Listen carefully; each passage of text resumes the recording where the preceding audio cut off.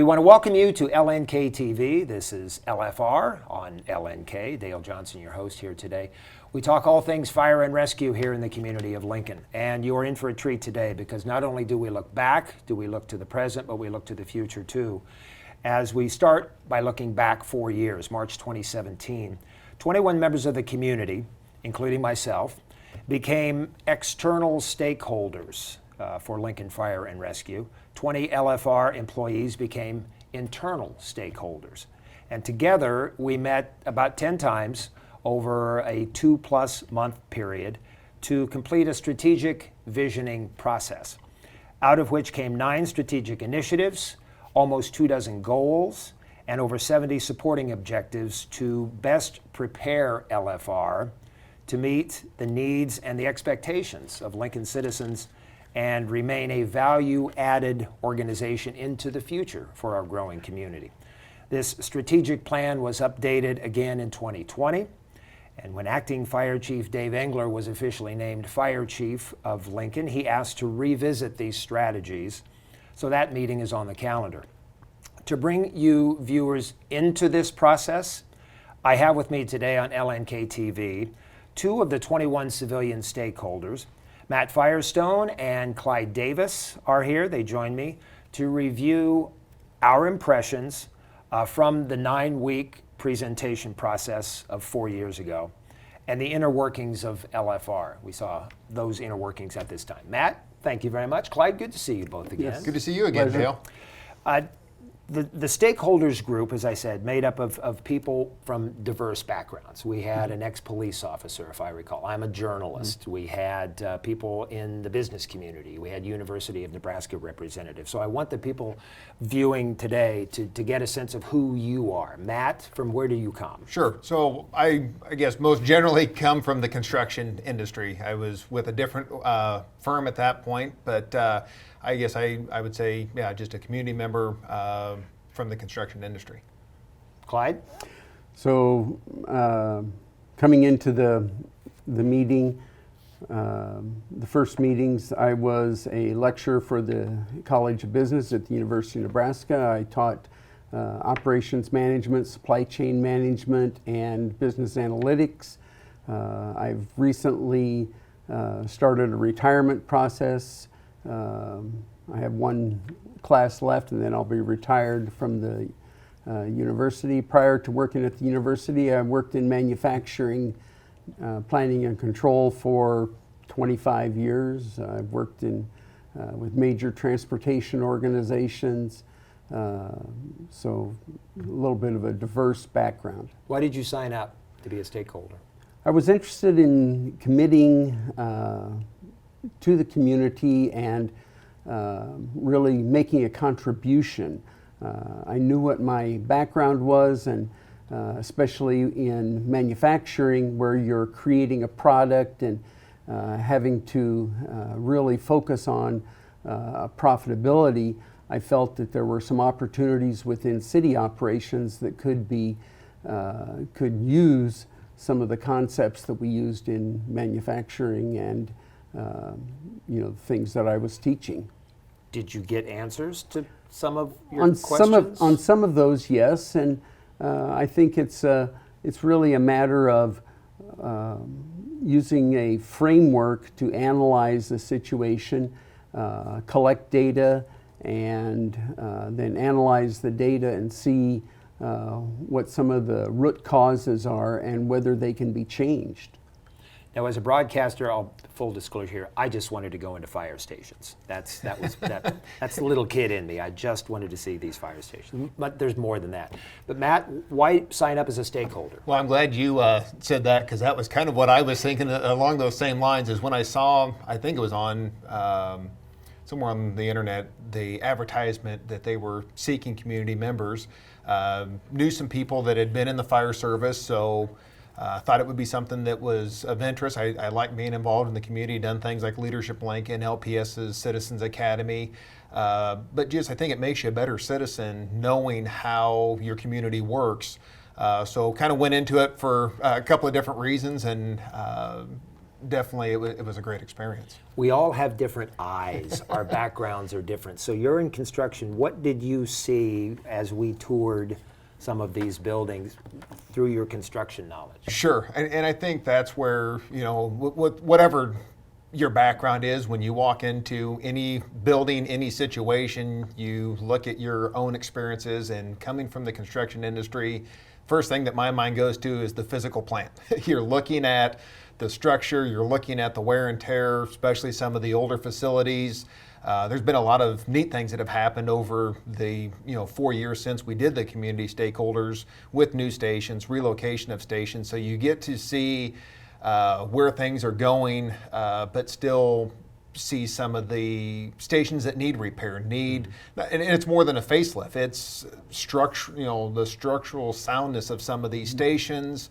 And it's more than just, a lot of people think they hear firehouse and they think it's like a large residence where the firefighters stay, but it's a 24/7 operation that other government buildings are open, from 8 in the morning till 5 in the afternoon. People come in and clean, those type of things. The fire service is using these facilities 24 hours a day, 7 days a week, 365 days a year.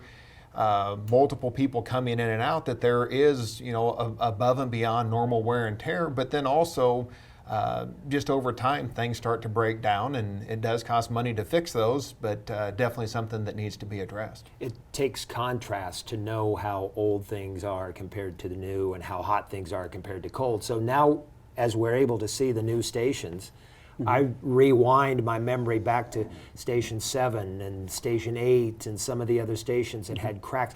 And the physical size of some of these older stations, it's a wonder that they can function. It's amazing what they can do in these small structures compared to the new ones and the relocated ones. It is. It's, on some of the structures, if you owned it and were trying to sell it, your buyer would require you to repair it. And yet we're asking the men and women of the fire department to continue to utilize those buildings, and we're depending on these people for a high quality response in emergency situations, and yet we really haven't made the investment, the capital investment that is needed.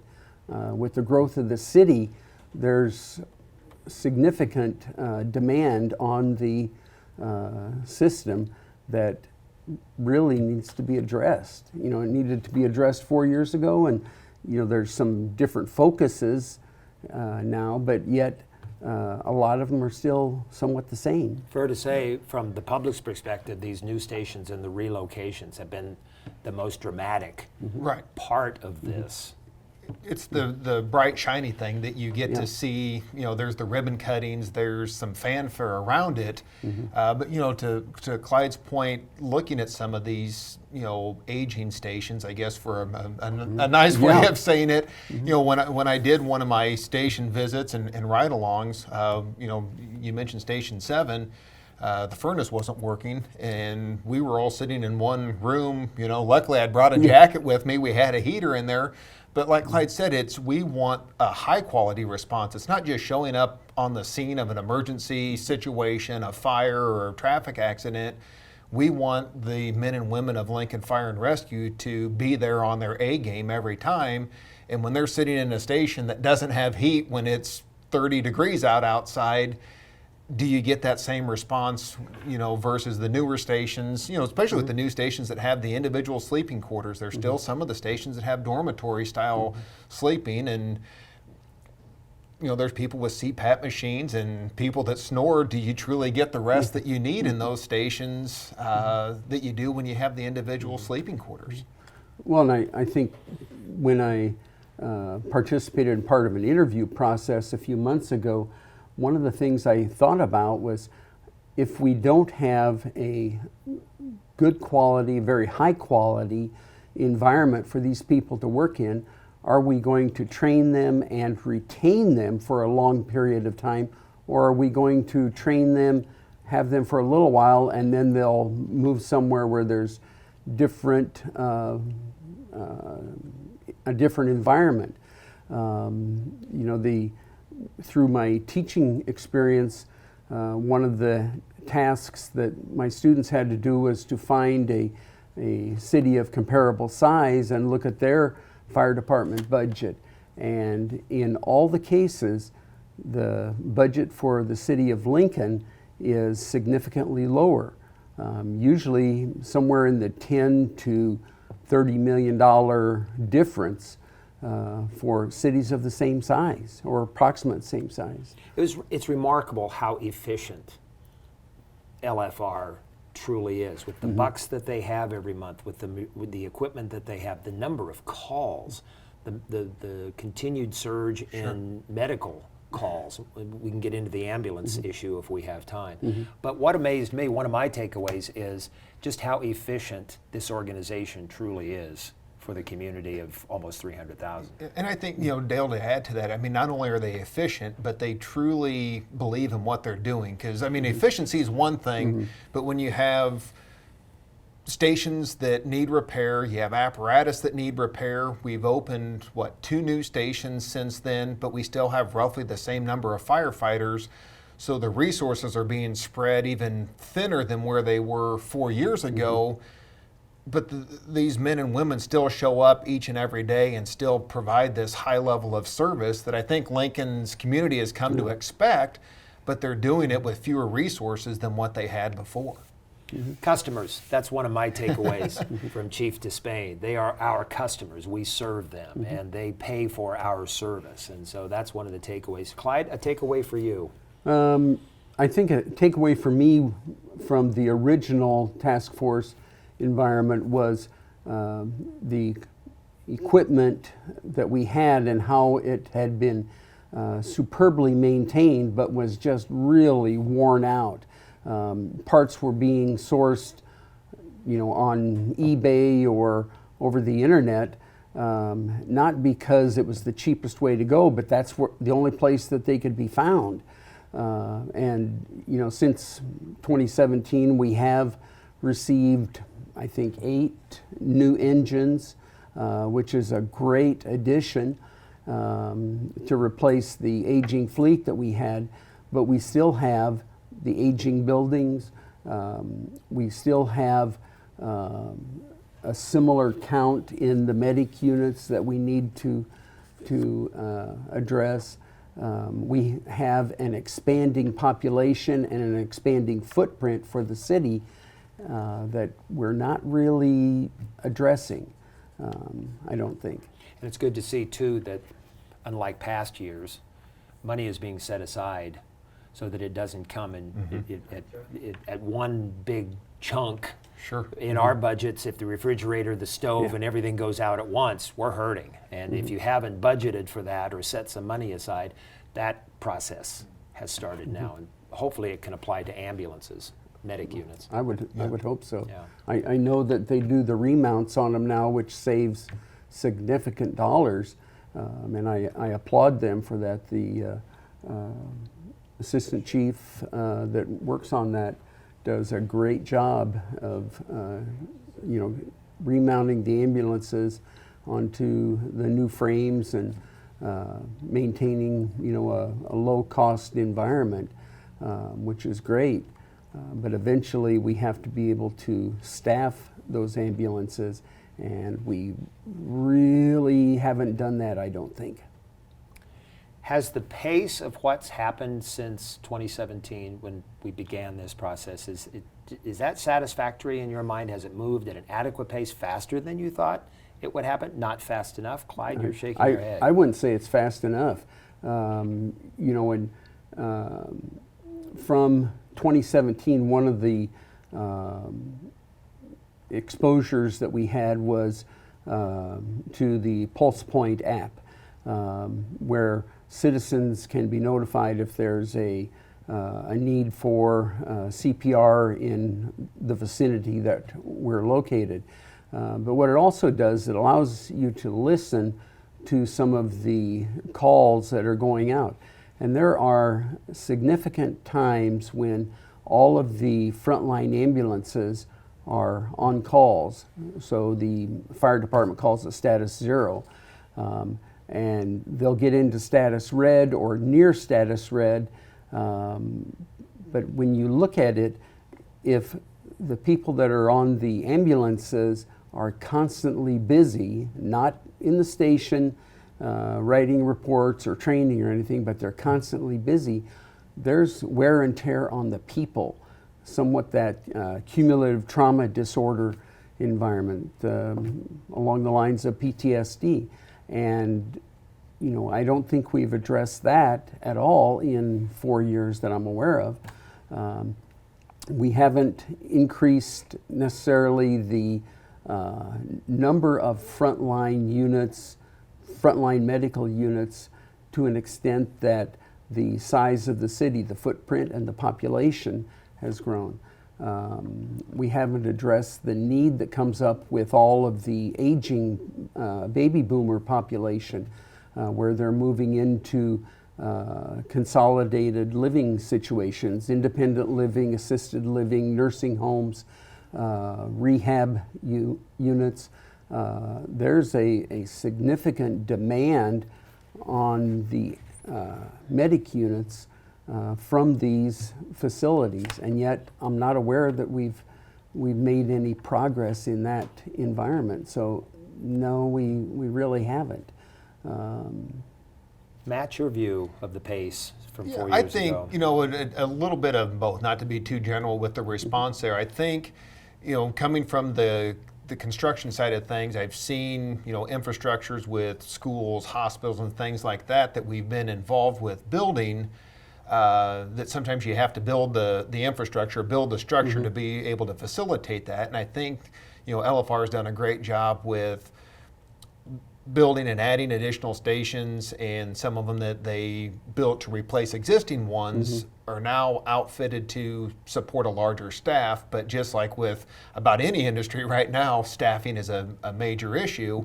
You know, I've had the opportunity to participate in some of the interviewing of candidates, and just seeing the number of people. I think it was 2 years ago I participated in that, and then maybe a year ago, just the sheer numbers have dropped off. So I think it becomes more than one thing you can look at. You got to look at the stations, you got to look at the apparatus, but I think staffing becomes a huge piece of it, and finding people that want to join the fire service. And, you know, to Clyde's point, it's more than just looking for firefighters. It's finding individuals that are trained as paramedics that also want to do the fire service part of it, to be able to staff additional medic units. Yeah. Well, and you want people that are going to be very high quality, but that are interested in staying and making an investment in this community. You know, you don't necessarily want someone who's going to come in and take the training and then leave for some other city in 2 years, 3 years, 4 years, 5 years. You want to develop that core that lasts a long time, and in the process, they gain leadership skills, they gain opportunities for advancement, but you need that constant inflow. Let's talk about the human element of all this, Yeah. because you mentioned earlier about the morale and about the way they work as a unit. Yeah. It would be so easy to grouse about your environment and sort of carry that attitude over when you're on call, but they don't. No. they don't. You talk to them individually, you talk to them collectively, you talk to the different teams, the units that work different shifts. There's a family camaraderie there that's hard to describe if you're not in that in a business world or in a fraternity sort of world. And I noticed that time after time after time with the men and women that I talk to. Yeah, it's amazing the quality of people that are working for LFR. They are employable anywhere, but they've chosen to be here in Lincoln, and they do a fantastic job. They move past the structural issues. They move past the vehicle issues that are now in the now history. but they keep working, they keep striving to do better every day. And it's a great team. It's a lot of pride. Oh, yeah. I think they the term that comes to mind is customer service. I mean, it's when those tones in the station go off, it's like a switch flips, and they know they have to be on their A game when they go out. Even though they're dispatched knowing some information, it isn't always exactly what it is when they do show up on the scene. And to be able to handle not only in a medical situation or an accident, some of the ride-alongs that I went on, the patient, but it's attending to some of the other bystanders, family members, and things like that can create interference and just create challenging. And I think not only is it a close-knit group within the ranks of the fire department, but as I've got to know some of the firefighters outside of the stations, I mean, it's like their whole families become this great tight-knit support network for one another, that it's pretty neat to see that being somebody on the outside looking in. I want to ask because we, as I mentioned in the introduction, the Chief Engler has set a date on the calendar for the stakeholders to get together and to look ahead. But before I get to that, I have asked fire chiefs and police chiefs whether the standard should be lowered. If we can't get enough men or women, maybe we would get those numbers if we maybe dropped our standards just a little bit. And the answer is quick before I even get the question asked. No, that's not an option. But even as a community member, I wouldn't want the standards dropped because we expect a certain level of service. And I guess if as a community member you're okay with a slower response times and that they are on their B game when they show up to a call, that instead of a room and contents fire, that it becomes your whole home that is lost in the fire. Point of origin. I guess if as a community we're okay with that, then it's okay to lower those standards. But myself as a taxpayer in the city of Lincoln, I guess we've been spoiled by the level of service that we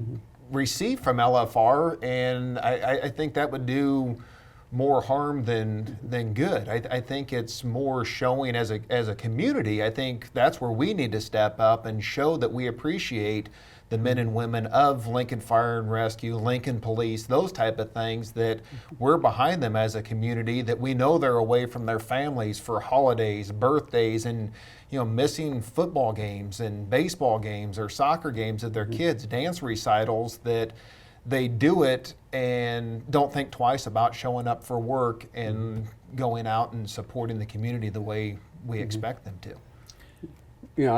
I definitely don't think we should ever lower our standards for new hires.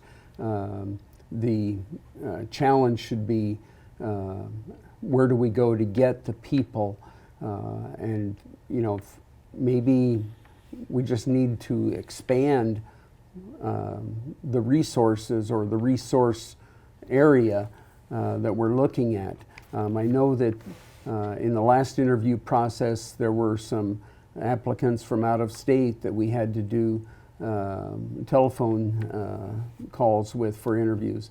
There are high quality people in this country that would be willing to come here because of the vibe of the city, because of the beauty of our city, the intrinsic beauty of our city. It's one of the reasons why I stay here. As we're running out of time, I believe you said that you would suggest the next step would be to improve the medic fleet. Yes. Matt, I didn't get a chance to ask you that. In closing, what would you like to see as the next step of improvement? I think the next step that I'd like to see, and this goes back to being involved as a stakeholder 4 years ago, was we talked about response times. We talked about expanding LFR's footprint. We've done some of that, but we haven't addressed the issues at some of these aging stations. Not only is it the wear and tear, the money that you have to put towards those stations, but it is a morale thing as well for the individuals that are in those stations. They see the new stations that are opening, they see the remodel work being done at some of the other stations, but we have some in the core of the city of Lincoln that are old, they're worn out, and to me, it isn't the right way to treat the people that are showing up for work each and every day at those stations. Why should it be any different than any other city building here in Lincoln? Yeah. All right. As we wrap it up here today, as stakeholders, it's our responsibility to listen and to keep up with the eventual changes that LFR is making in the community of Lincoln.